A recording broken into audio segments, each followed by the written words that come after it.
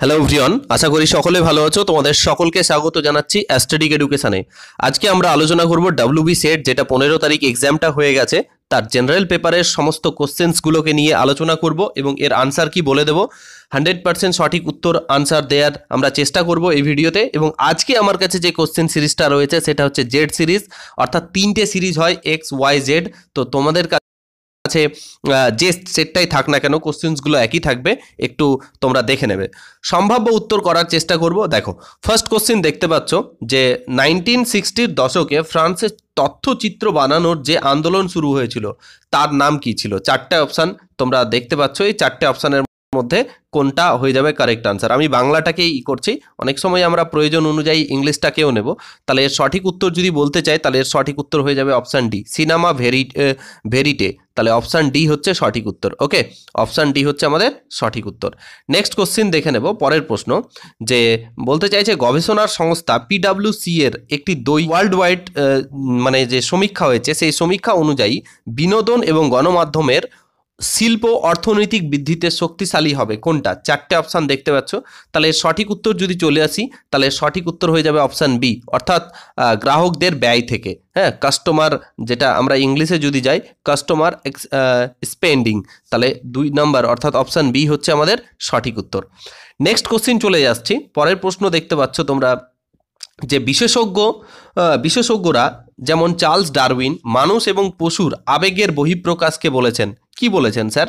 4টে option দেখতে পাচ্ছি, verbal communication, non verbal, speech communication, না ভিজুয়াল কমিউনিকেশন। তাহলে বেসিক্যালি এটা হয়ে যাবে সঠিক উত্তর নন ভার্বাল, অর্থাৎ নন ভার্বাল বা অমৌখিক কমিউনিকেশন, নন ভার্বাল বা অমৌখিক কমিউনিকেশন। নেক্সট কোশ্চিন দেখতে পাচ্ছ যে পরের প্রশ্নটা, যে বলছে a learning model that combines conventional face-to-face communication with non-conventional electronically produced learning input is called। এটাকে বলা হয় কি? তাহলে এটাকে বলা হবে অবশ্যই ব্লেন্ডেড লার্নিং, অর্থাৎ অপশান সি হচ্ছে সঠিক উত্তর। ওকে, অনেক সময় হাইব্রিড মডেল এটাকে বলা হয়।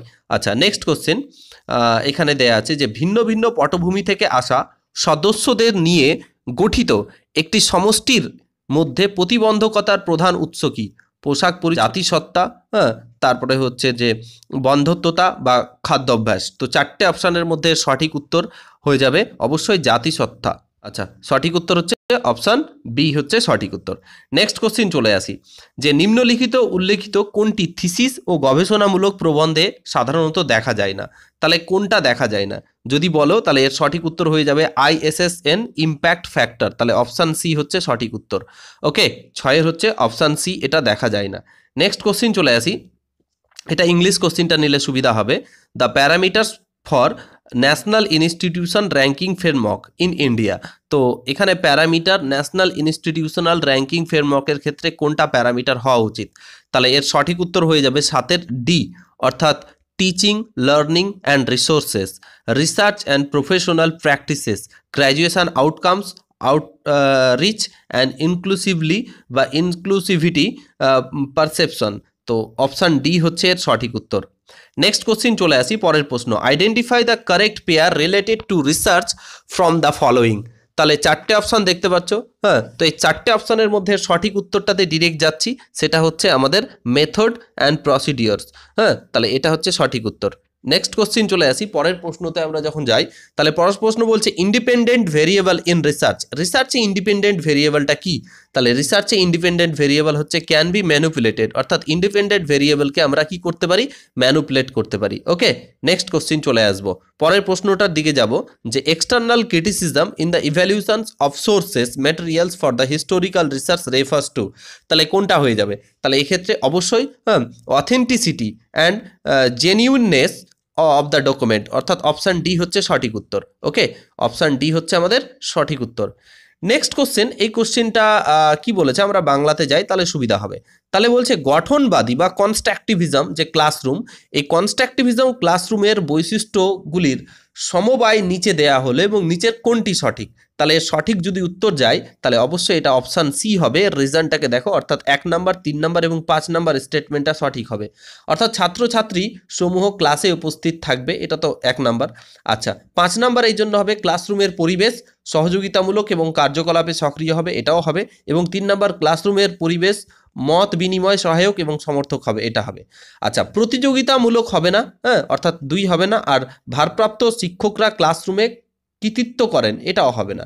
তাহলে এই ক্ষেত্রে অপশান সি হচ্ছে কারেক্ট আনসার। আচ্ছা, নেক্সট কোশ্চিন চলে আসি। এটা একটা তোমার বলতে পারো যে জিআই আছে, কি বলছে, জেনারেল ইন্টেলিজেন্স। তো এখান থেকে দেখতে পাচ্ছ, এখানে দেখো 7 আর 5 যোগ করো 12, 12 স্কোয়ার 144, 3 আর 4 যোগ করো 7, 7 স্কোয়ার হচ্ছে 49, 5 আর 1 6, 6 যোগ করো তাহলে 6 স্কোয়ার 36, 8 আর 2, তাহলে 8 আর 2 যদি যোগ করি তাহলে কত পাবো স্যার? 10, 10 স্কোয়ার কত আসবে? 100।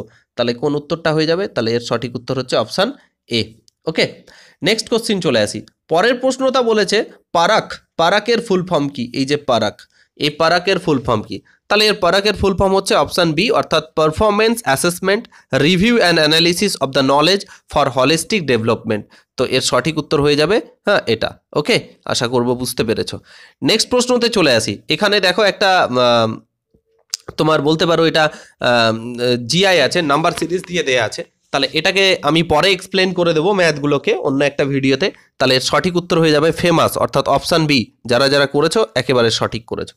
নেক্সট কোশ্চেন, এখানে কতগুলো ডেটা দেওয়া আছে, হ্যাঁ, এবার এই ডেটার উপরে একটা কোশ্চিন দিয়েছে, কোশ্চিনটা সলভ করতে দিয়েছে। তাহলে 15 সঠিক উত্তর হয়ে যাবে আমাদের 86% is the correct answer. Okay, 86%। Next question চলে আসি, পরের প্রশ্ন। এখানে দেখতে পাচ্ছ, এখানে যেটা দেয়া আছে বিকল্পগুলির মধ্যে কোনটা হবে? দেখো লাস্টের দিক থেকে কি আছে? এক্স ওয়াই না ডাব্লিউ এক্স ওয়াই জেড, আর প্রথম দিক থেকে এ বি সি, হ্যাঁ, তাহলে এর সঠিক উত্তর হয়ে যাবে ডি। ওকে, ডি, অর্থাৎ অপশান বি হচ্ছে সঠিক উত্তর। এর অন্য লজিক হতে পারে, বাট এই লজিকে আমি বলেছি। এখানে দেখো এই কোশ্চিনটা একটা জেনারেল ইন্টেলিজেন্সের কোশ্চিন আছে। বলছে দেখো বিবৃতিগুলো দেওয়া আছে, বিবৃতিগুলোর মধ্যে, আচ্ছা এটা পরে এক্সপ্লেন করে দেবো, উত্তরটা ডিরেক্ট বলে দিই। এর সঠিক উত্তর হচ্ছে অপশান সি, 1 এবং 2টা হচ্ছে সঠিক। ওকে, 1 এবং 2-এরটা সঠিক। নেক্সট কোশ্চিন চলে আসি। পরের প্রশ্নটা কি বলছে স্যার? পরের প্রশ্নটা বলছে যে identify one of the disadvantage of the geothermal energy source for the following. Jio energy সোর্সের ক্ষেত্রে কোনটা ডিসঅ্যাডভান্টেজ আছে? তো এক্ষেত্রে অপশান ডি হবে সঠিক উত্তর, অর্থাৎ environment concern about green house emissions.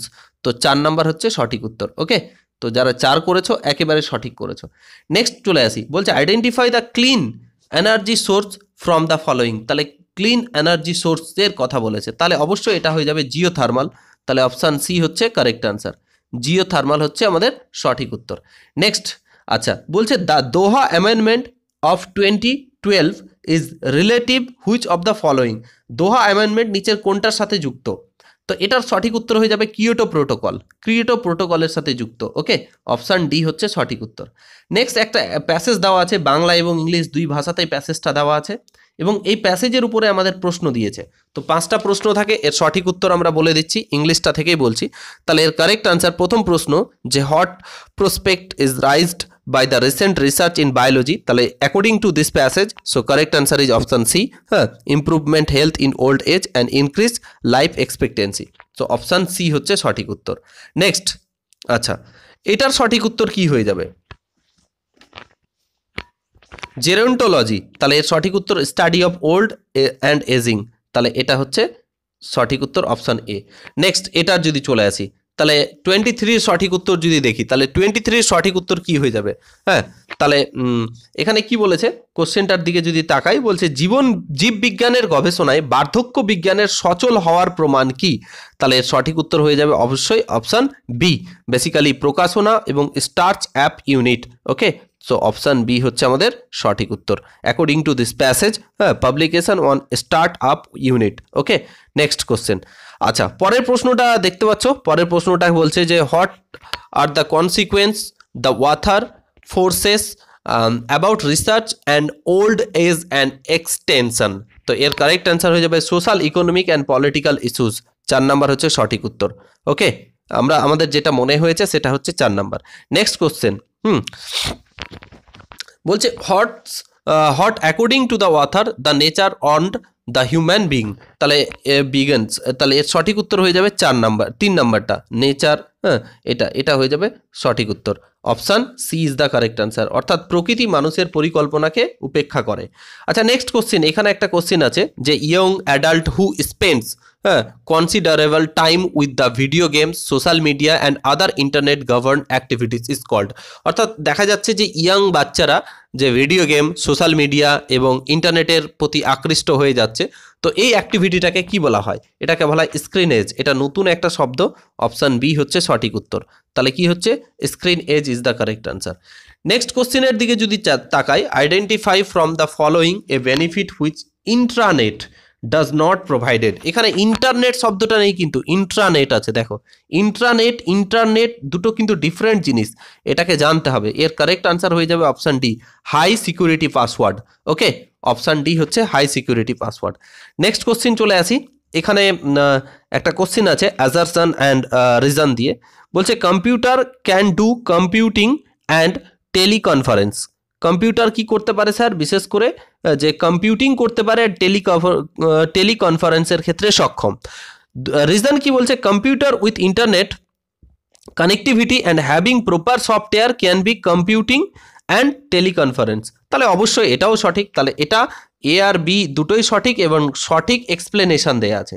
তো 1 নাম্বার হচ্ছে সঠিক উত্তর। নেক্সট কোশ্চেন, পরের প্রশ্ন দেখো, বলছে in a collaborative teaching learning environment a teacher plays the role of, কি হয়ে যাবে স্যার? এর কারেক্ট অ্যান্সার হয়ে যাবে এ ফ্যাসিলেটার। ওকে, এই পিডিএফটা আমি তোমাদের দিয়ে দিব, কিভাবে পাবে আমি সেটাও পরে বলে দিচ্ছি। ওকে, দেখো নেক্সট কোশ্চেন, এখানে একটা আমাদের রিজনিং আছে। কি আছে দেখো স্যার, এখানে দেখো কি দেওয়া আছে। এখানে দেখো 4 আর 5 20, 4 5 20 আর 9 29, 3 4 কত হয়? 3 8 24, 24 আর 11 35।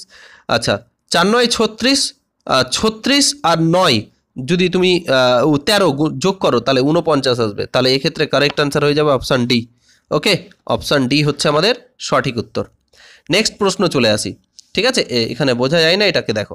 বলছে বিভিন্ন বিষয়ের পাঠ্যক্রমের শিক্ষার্থীদের শিক্ষার অগ্রগতি যাচাই করার জন্য যে সূচক বিশেষভাবে গণ্য করা হয় তা হচ্ছে এটা লার্নিং আউটকামস বা শিক্ষার পরিণাম বা ফলাফল। ওকে, তাহলে এটার কারেক্ট আনসার হয়ে যাবে লার্নিং আউটকামস। ওকে, নেক্সট কোশ্চিন চলে আসি। পরের প্রশ্ন, এটা কোশ্চিন দেয়া আছে আমাদের, এখানে দেখে নাও, ওটাতে বোঝা যাচ্ছে না। বলছে নিম্নলিখিত গুলির কোন অক্ষরের গ্রুপ অন্যগুলি থেকে ভিন্ন? তাহলে এর 32-এর সঠিক উত্তর, এটা রিজনিং টাইপসের আছে, এর সঠিক উত্তর হয়ে যাবে বি। তো এখান থেকে তুমি যদি দেখো তাহলে এটাকে তুমি দেখতে পাবে, এক্ষেত্রে আনসার হয়ে যাবে অপশান বি হচ্ছে সঠিক উত্তর। ওকে, নেক্সট কোশ্চিন চলে আসি। আচ্ছা, এই কোশ্চিনটা খুবই একটা মানে কেমন টাইপের প্রশ্ন বলবো, একটু ডিপলি প্রশ্ন রয়েছে যে 5 credit courses with 2 credit assigned for the lecture, 1 credit for the tutorial and 2 credits for the field work shall be the following। কোনটা হচ্ছে ফলো করবে? তো 33 যদি সঠিক উত্তর বলতে চাই তাহলে অপশান এ যাব, যে 2 1 hour lecture, 1 hour tutorial, 2 4 hour field work per week। তো অপশান এ হচ্ছে আমাদের সঠিক উত্তর। অপশান এ হচ্ছে সঠিক উত্তর। নেক্সট কোশ্চেন, পরের প্রশ্নটা দেখতে পাচ্ছ। এটাকে যদি বলি যে একটি গাভী আর মুরগির দলে পায়ের সংখ্যা মাথার সংখ্যার দ্বিগুণের থেকে 14 বেশি, তাহলে গাভীর সংখ্যা কত? তাহলে এর কারেক্ট অ্যান্সার হয়ে যাবে অপশান বি, অর্থাৎ 7 is the correct answer. Okay, next question চলে আসি। আচ্ছা, এটা একটা কোশ্চেন ডিআই আছে, এই ডিআই এর সঠিক উত্তর হয়ে যাবে 22.7। কি হয়ে যাবে স্যার? 22.7। এটা পরে আমি, এটা ক্যালকুলেটিভ টাইপস আছে তাই এটা বলছি না, পরে আমি কখনো এটাকে করিয়ে দেবো। ঠিক আছে, তাহলে 22.7 হয়ে যাবে। নেক্সট কোশ্চেন দেখো, এটাও একটা ডায়াগ্রাম আছে, এর কারেক্ট আনসার হয়ে যাবে, এটাও আমি পরে বলবো 7.8। তোমরা শুধু আনসারটা মিলিয়ে নাও 7.8 এবং কার কত স্কোর হচ্ছে সেটা জানাবে। এখানে দেখো ডাটা থেকে nominal data, ordinal data, interval data and ratio data, তাহলে কোনটা হয়ে যাবে? দেখো এর কারেক্ট আনসার হয়ে যাবে, দেখো একটা জিনিস মনে রাখলেই বুঝতে পারবে। দেখো রেশিও ডাটা থেকে আছে, রেশিও ডাটাতে তুমি যোগ করতে পারো, গুণ করতে পারো, বিয়োগ করতে পারো, ভাগ করতে পারো। তাহলে রেশিও ডাটা যাবে কোথায়? 4-এ। ডি যাচ্ছে 2-এ, তাহলে ডি 2-এ একটাতেই যাচ্ছে, তাহলে অপশান বি হচ্ছে এর সঠিক উত্তর। ওকে, অপশান বি হচ্ছে আমাদের সঠিক উত্তর। বাদ বাকি তো মিলাতেই পারো তুমি, একটা মিললেই হলো। এখানে দেখো একটা অঙ্ক আছে, এই অঙ্কটা এটাও ক্যালকুলেটিভ টাইপের একটু অঙ্ক আছে, তাই এর উত্তর বলে দিচ্ছি। এর 48 হচ্ছে উত্তর। কোনটা হয়ে যাবে? Option B, 48। অপশান বি হচ্ছে correct answer. Okay, next question, পরের প্রশ্ন। এখানে দেখো একটা অ্যাসারশন দেওয়া আছে আর রিজন দেওয়া আছে। তাহলে এখানে অ্যাসারশন রিজনের দেওয়া আছে, কি বলছে দেখো, ডেটা গভর্নেন্স আভ্যন্তরীণ মান ডেটা নীতি সমূহের সেট করে যা ডেটা সংগ্রহ এবং সংরক্ষণ প্রক্রিয়া এবং নিষ্কাশনের জন্য প্রযুক্ত হয়। রিজন কি বলছে? ডেটা গভর্নেন্স এর নীতিগুলো হলো দায়িত্ব, মান্য নিয়ম এবং বিধিবদ্ধতা, ডেটা স্টুয়ার্ডশিপ অ্যান্ড ডেটা গুণগত মান, স্বচ্ছতা। তাহলে এটা সঠিক। তাহলে এ আর বি দুটোই সঠিক এবং সঠিক বর্ণনা দেয় এটা একে অপরের। ঠিক আছে, নেক্সট কোশ্চেন চলে আসি। এই যে ছবিটা দেখতে পাচ্ছ, এখানে কতগুলো ট্রায়াঙ্গেল দেওয়া আছে। How many triangle are there in the figure below? তাহলে এটার হয়ে যাবে 10টা হয়ে যাবে, কারণ এখানে দেখো 5টা ডট আছে আর এখানে 5টা ডট আছে। তাহলে এটা শর্টকাট ট্রিক আছে একটা, এটা পরে শিখিয়ে দেবো। তাহলে 5 + 5 সমান হয়ে যাবে 10। তাহলে 10 is the correct answer. Next question, এটা কোশ্চিন নিয়ে অনেকের ডাউট আছে, বাট এটা কোশ্চিনের আমি এখন অবধি সম্ভাব্য উত্তর দিচ্ছি। ফাইনাল আনসারের অপেক্ষা করব আমরা। যে arrange the following universities as they evolved in ascending order in the post independent India. তো বেসিক্যালি আমার এটা অপশান বি মনে হয়েছে, তো এটাকে আমরা পরে দেখার চেষ্টা করব কি হবে। তবু এটা এখনও সঠিক নয়, বাট এটা জেনে রাখো অপশান বি হতে পারে। 99%, 90 না 80% সম্ভাবনা আছে 41-এর। নেক্সট কোশ্চিন চলে আসি। আচ্ছা, NEP national education policy 2020 recommends to increase the gross enrollment ratio in higher education, inclusively vocationally education in 2018 to expected set gross enrollment ratio in the 2035। তো এটার কোনটা হয়ে যাবে সঠিক উত্তর?